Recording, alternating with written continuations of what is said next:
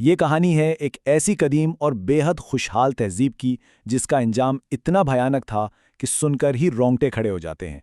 تو چلیے سیدھا چلتے ہیں اصحاب الرس کی اس داستان کی طرف اور دیکھتے ہیں کہ آخر کیسے ایک عظیم عروج پل بھر میں راکھ کے ڈھیر میں بدل گیا۔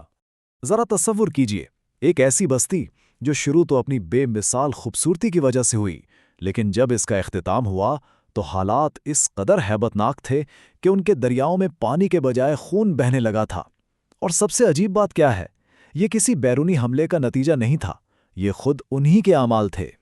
آخر ایسا کیا ہوا تھا وہاں؟ یہی تو ہم نے آج جاننا ہے۔ پہلا حصہ، ایک خوشحال وادی۔ دراصل اصحاب الرس کا لفظی مطلب بنتا ہے کنویں والے۔ تاریخی کتابوں اور قرآنی روایت میں جب بھی ان کا ذکر آتا ہے تو اکثر عاد اور تھمود جیسی عظیم اور طاقتور قوموں کے ساتھ ہی آتا ہے۔ اندازہ ہے کہ یہ لوگ حضرت سلیمان اور حضرت عیسیٰ علیہ السلام کے درمیانی دور میں گزرے ہیں، یا شاید اس سے بھی پہلے یمن اور اذربائیجان کے علاقوں میں۔ اور یہ کوئی عام سا چھوٹا قبیلہ نہیں تھا، بلکہ ایک نہایت ہی ایڈوانسڈ اور مالدار قوم تھی۔ ان کی خوشحالی اور انجینئرنگ کا تو کیا ہی کہنا، مطلب ان کے پاس سب کچھ تھا، سرسبز اور شاداب باغات، آسمان سے باتیں کرتے ہوئے اونچے اونچے محل، اور ایک ایسا زبردست نہری نظام جسے دیکھ کر شاید آج کے ماہرین بھی دنگ رہ جائیں۔ ان کی وادی دنیا کی کسی جنت سے کم نہیں تھی۔ لیکن پھر وہی سوال آتا ہے کہ ایسی مکمل اور شاندار زندگی گزارنے والوں کے زوال کا سبب آخر کیا بنا؟ تو اب آتے ہیں دوسرے حصے کی طرف، مقدس صنوبر کا درخت۔ اس شہر کے بالکل بیچوں بیچ ایک عجیب و غریب چیز موجود تھی، ایک بہت ہی عظیم و شان صنوبر کا درخت۔ اسے وہ لوگ شاہ درخت یعنی درختوں کا بادشاہ بلاتے تھے۔ روایات بتاتی ہیں کہ یہ درخت اتنا بڑا تھا کہ اس کی شاخیں بادلوں کو چھوتی تھیں۔ لیکن عجیب بات یہ ہے کہ نیریٹو کے مطابق اس درخت کی جڑیں پانی سے نہیں بلکہ ان لوگوں کی اندھی تقلید اور شدید عقیدت سے سیراب ہو رہی تھیں۔ اس اندھی عقیدت نے بڑے ہی خوفناک اور ظالمانہ قوانین کو جنم دیا تھا۔ ان کا ایک پانی کا قانون تھا۔ ایک طرف درخت کے لیے ایک مرکزی تالاب بنایا گیا تھا جس کا پانی انتہائی صاف اور شفاف تھا، اور یہ صرف اور صرف اس شاہ درخت کے لیے ریزرو تھا۔ دوسری طرف اس قانون کی سزا دیکھیے، اگر کوئی انسان پیاس سے چھٹپٹا کر مر بھی رہا ہو اور اس تالاب سے ایک گھونٹ پانی پینے کی کوشش کر لے تو اسے فوراً زندہ جلا دیا جاتا تھا۔ یعنی انسانی جان کی قیمت اس درخت کے پانی سے بھی کم ہو چکی تھی۔ ان کے اس پرستش کا عروج ان کا سالانہ تہوار ہوا کرتا تھا۔ پورا شہر اس مقدس درخت کے گرد جمع ہو جاتا، لوگ بڑے قیمتی ریشمی لباس پہنتے، سونے کے زیورات سے لدے ہوئے ہوتے اور پھر اس شاہ درخت کے سامنے باری باری قربانیاں پیش کرتے۔ اور اس پورے تہوار کا سب سے عجیب اور پر اسرار حصہ وہ ہوتا تھا جب اس درخت کے تنے سے ایک عجیب سی آواز گونجتی تھی۔ جب پوری قوم درخت کے سامنے سجدے میں گرتی تو درخت کے تنے سے ایک بھاری آواز آتی، اے میرے بندو، میں تم سے راضی ہو گیا، اب تم خوشیاں مناؤ۔ اور یہ لوگ پورے یقین کے ساتھ سمجھتے تھے کہ ان کا خدا ان سے بات کر رہا ہے۔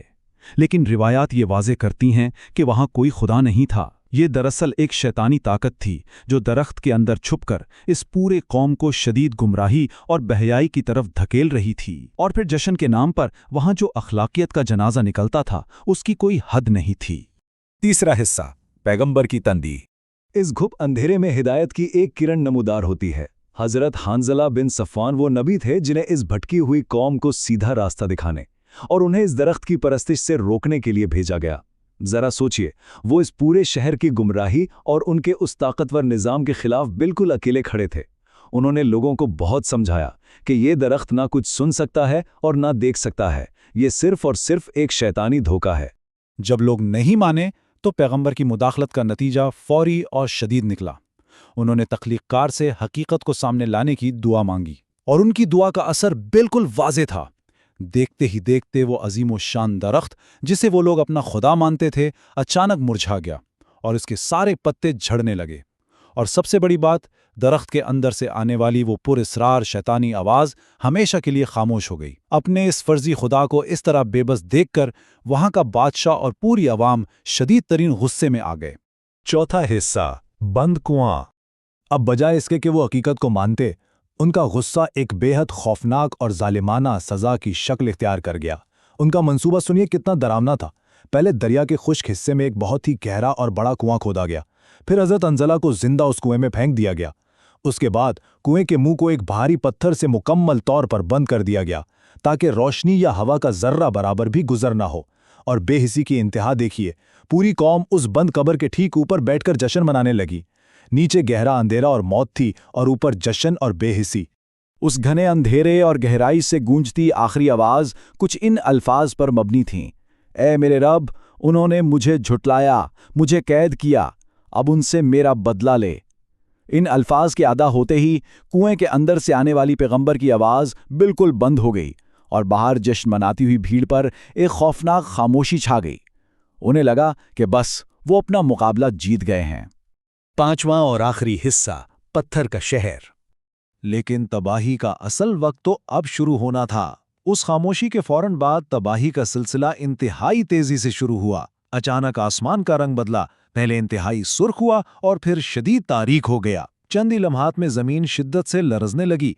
फिर एक ऐसा हैरानकुन मंजर सामने आया जिसका उन्होंने सोचा भी नहीं था। वो दरिया जिसके पानी की वो पूजा करते थे अचानक उबलने लगा और इंतहाई गर्म तारकोल और गंधक में तब्दील हो गया। और आखिर में आग का एक अजीम तूफान आया जिसने बागात, महल और पूरे शहर को अपनी लपेट में ले लिया।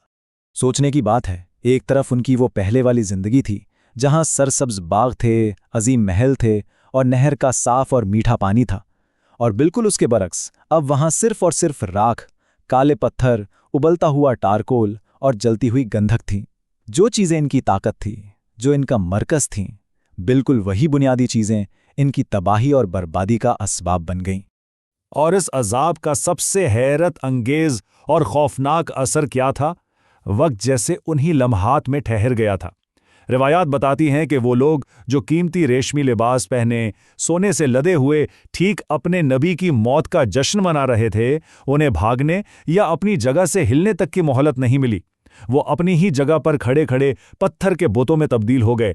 एक लम्हा पहले जश्न मनाता हुआ, हंसता बोलता जिंदा शहर एकदम पत्थर का कब्रिस्तान बन गया। इस अजीम कौम की दास्तान का अंजाम कुछ इस तरह हुआ कि तारीख और आसमानी किताबों में उन्हें हमेशा के लिए असहाबुर रस या कुएं वाले के नाम से ही याद रखा गया। उनका सबसे बड़ा जुर्म दरअसल वो कुआं ही था जिसमें उन्होंने हिदायत को जिंदा दफन कर दिया था, और उस जुर्म की सज़ा में वही ज़मीन जहां वो हुक्मरानी करते थे उनकी कब्र बन गई। आज उस बेमिसाल और पुरकशिश वादी की जगह पर अगर कुछ बचा है तो सिर्फ वीरानी और जले हुए काले पत्थर। जाते जाते ये दास्तान हमारे लिए एक बहुत ही गहरा सवाल छोड़ जाती है। जब कानून फितरत और कुदरत की इन नेमतों को ही इबादत का दर्जा दे दिया जाए और उन्हें उनकी असल जगह से हटा दिया जाए, तो क्या आखिरकार वही नेमतें हमारी बर्बादी का आला नहीं बन जाती?